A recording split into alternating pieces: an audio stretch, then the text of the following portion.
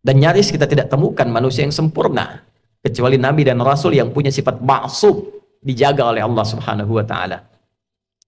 Siapa yang dari baligh sampai sekarang Jumatan yang tidak pernah salah pandangannya, tidak pernah keliru bicaranya, tidak pernah salah mendengarnya? Mustahil. Seustad-ustadnya, kiai sekiai-kiainya pasti pernah salah. Jadi kalau Anda ingin mencari kesalahan seorang ustadz, dia pasti ditemukan sepanjang dia manusia.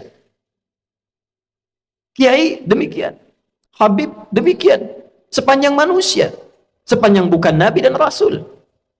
Siapapun, mau pejabat, mau rakyat, mau birokrat, siapapun, pasti ada potensi untuk berbuat salah sepanjang kita masih hidup dan sepanjang setannya juga menunaikan tugasnya untuk menggoda manusia. Nah, Allah yang punya sifat Rahman dan Rahim sebagai penutup bagian dari khutbah ini menginginkan dalam situasi itu pun tetap melindungi kita, tetap menjaga kita. Karena Allah pun mendeklarasikan, engkau bisa menggoda, tapi aku pun membentengi hambaku dari godaanmu itu. Maka kesempatan diberikan oleh Allah supaya kita menyadari kekeliruan itu, mengoreksinya, dan kembali kepada jalan kemuliaan. Tidak ada manusia yang tidak salah selain Nabi dan Rasul. Tapi diberi kesempatan oleh Allah dari kesalahan itu kembali menjadi soleh. Saudara, bila kita mengoreksi yang salah menjadi soleh, tidak baik menjadi baik, maka kebaikan yang dihasilkan dari sifat korektif dari yang tidak baik itu disebut birrun namanya.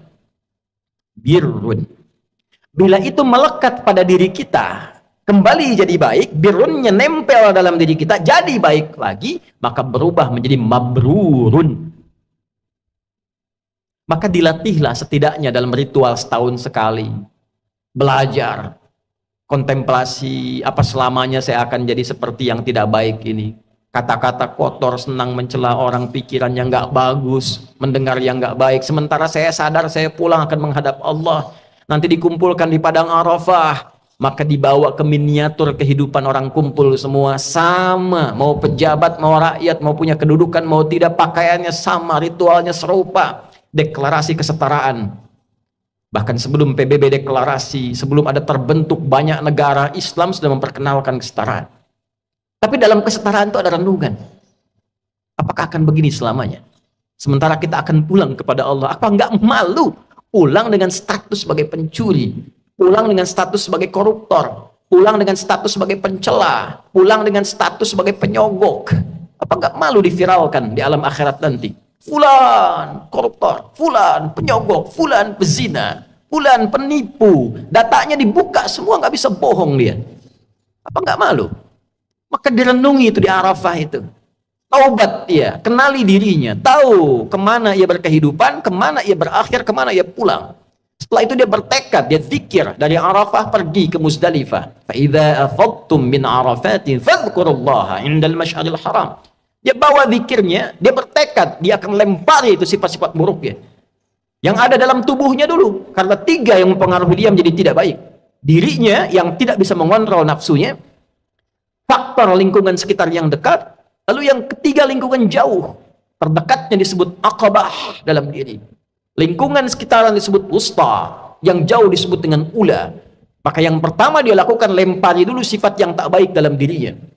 Maka catatan di Arafah, dia bawa ke Muzdalifah, dia bawa 7 kerikil di situ, dia datang ke Jamarat, dia lempari. Bismillah, Allahu Akbar, lontar sifat kurang baiknya. Oh, ini diri saya yang tak bisa mengontrol nafsu, sering celah orang. Bismillah, Allahu Akbar, lontar, dia nangis karena yang dilontar sifat buruknya. Ritualnya demikian. 2 lontar, 3 lontar, sampai ujung kepala, sampai kaki. Setelah dia melontar, dia menghadap ke arah kiblat, lalu dia berkomitmen. Inni wajjahtu wajhiya lilladzi fatara as-samawati wal arda hanifan musliman wa ma ana minal musyrikin. Inna salati wa nusuki wa mahyaya wa mamati lillahi rabbil alamin la syarika lah wa bidzalika umirtu wa ana minal muslimin wa ana awwalul muslimin. Ya Allah, detik inilah aku pasrahkan diriku sepenuhnya kepada Engkau, penguasa semesta. Ada orang-orang berkata Tuhan itu alam semesta, maka Allah lebih detil lewat Rasul yang disampaikan, akulah penguasa alam semesta itu. Ada sering orang berkata karena dia sulit menemukan Tuhan, dia katakan semesta begini, alam semesta memberikan hukum. Saudara, Allah langsung mengatakan, Alhamdulillahi Rabbil Alamin. Kalau engkau masih bingung, akulah Tuhan yang merawat dan mencipta semesta itu. Maka Nabi mengajarkan, aku pasrahkan ya Allah diriku kepada engkau penguasa semesta. Bila pun selama ini aku sholat, aku beribadah, aku hidup ya Allah. Dan kalaupun aku wafat sampai detik ini, aku menyadari aku banyak salahnya. Maka aku bertobat dan berjanji tidak akan menyimpang lagi. Kalau engkau beri aku kesempatan hidup setelah ini, aku berjanji akan menjadi muslim yang lebih baik lagi mulai detik ini. Lalu setelah itu dia merenung lagi, ada yang belum selesai, maka dia pergi ke Muna. Kita kenal dengan Mina. Dia renungkan apa nih? Karena pengaruh teman, catat oleh dia. Oh, ini saya nggak bagus karena gaulnya nggak baik di sini. Karena pengaruh tempat baru, dia bertugas, bertemu lingkungan baru, maka dia balik lagi. Sehari, renungkan lagi, 2 hari. Dia merasa bagus, selesai. Tawaf ifadah, terdahulukan oleh dia, selesai, tuntas hajinya. Dia merasa kurang sempurna, sampai hari ketiga, nafar akhir. Wadhkurullaha fi ayyamin ma'dudat, faman ta'ajjala fi yawmaini fala ithma alaihi, wa man ta'akhkhara fala ithma alaihi. Apa kesimpulannya? Limanit taqa, jika dia sudah menilai dirinya, takwanya sudah balik. Jadi intinya takwa lagi. Takwa lagi. Itulah sebabnya bekal haji pun dari bekal takwa, pulang takwa. Di mana ditemukan statement bekalnya? Al-Baqarah 197. Al-hajju ashhurum ma'lumat, faman farada fihinna al-hajja fala rafatha wala fusuqa wala jidala fil hajj, wa ma taf'alu min khairin ya'lamuhu Allah, wa tazawwadu fa inna khairaz zadi taqwa. Haji itu ditentukan waktunya, sudah viral diketahui persiapan sampai puncaknya. Jika Anda komitmen bersiap haji, maka siapkan dirimu. Jangan berkata kotor.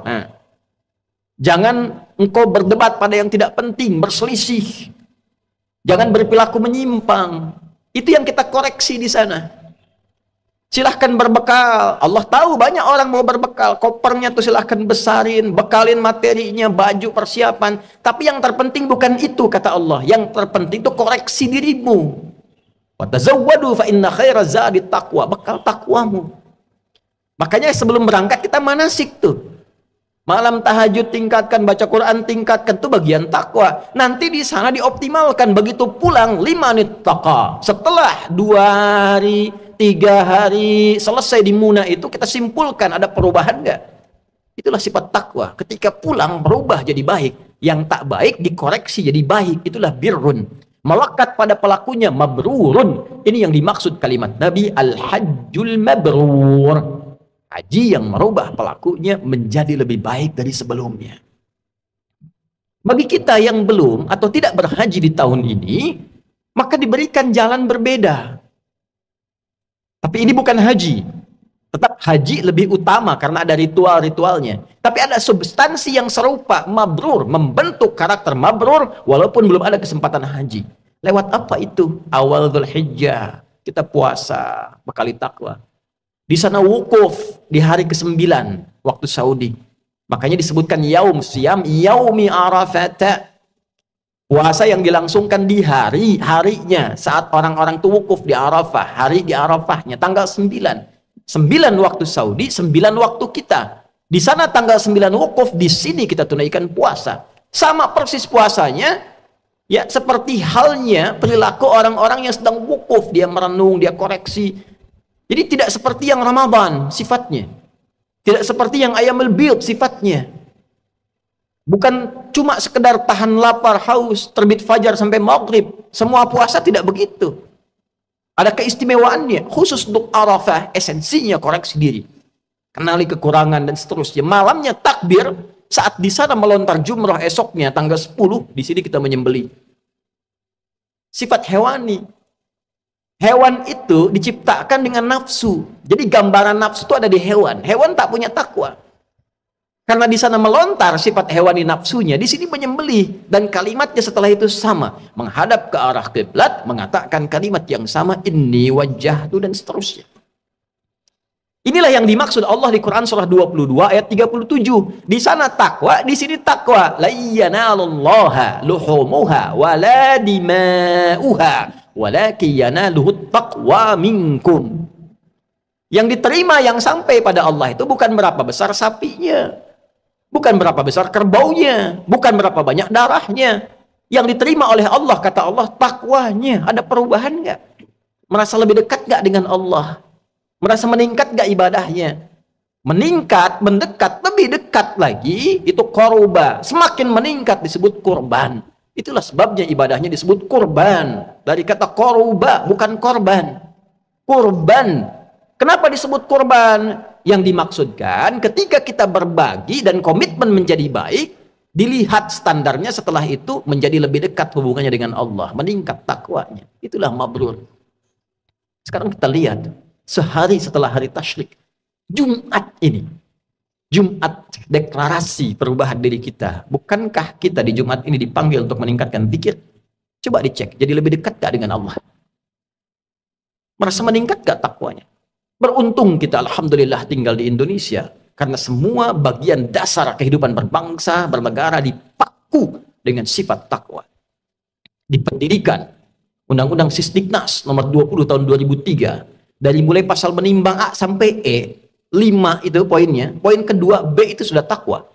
Undang-Undang Dasar tahun 1945 mengamanatkan pada pemerintah, mengusahakan menyelenggarakan satu sistem pendidikan yang meningkatkan keimanan dan ketakwaan pada Tuhan Yang Maha Esa, serta akhlak mulia. Baru mencerdaskan kehidupan bangsa. Masuk tentara Sabta Marga, ada 7. Nomor 3-nya itu adalah takwa. Kami tentara Indonesia yang bertakwa pada Tuhan Yang Maha Esa, membela kebenaran, kejujuran, dan keadilan. Masuk hakim, ada pancadharma. Nomor 1-nya itu takwa. Dari takwa sampai tirta, 1-nya takwa. Kami hakim Indonesia yang bertakwa pada Tuhan Yang Maha Esa. Masuk polisi, Tribrata, nomor 1-nya takwa. Kami polisi, Negara Kesatuan Republik Indonesia yang bertakwa pada Tuhan Yang Maha Esa. Jadi itu ukuran pendiri bangsa ini menginginkan kita jadi orang baik sebelum pintar. Sebab pintar tidak baik, celaka. Korupsi itu banyak dilakukan oleh yang pintar.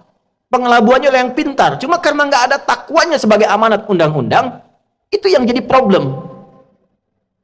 Nah, kalau kita mengklaim negara muslim terbesar, setiap Jumat pengingat pertama takwa, hadirin. Bertakwalah kepada Allah dengan sebenar-benarnya takwa. Tuh pulang Jumatan, betul nggak takwanya ada tuh? Ada nggak yang hilang sendal tuh? Baru keluar masjid. Itu kalau kita tunjukkan menjadi muslim yang benar, berubah jadi lebih baik, korban dekat dengan Allah, itulah esensi manusia mabrur yang diinginkan oleh Allah dan Rasul-Nya.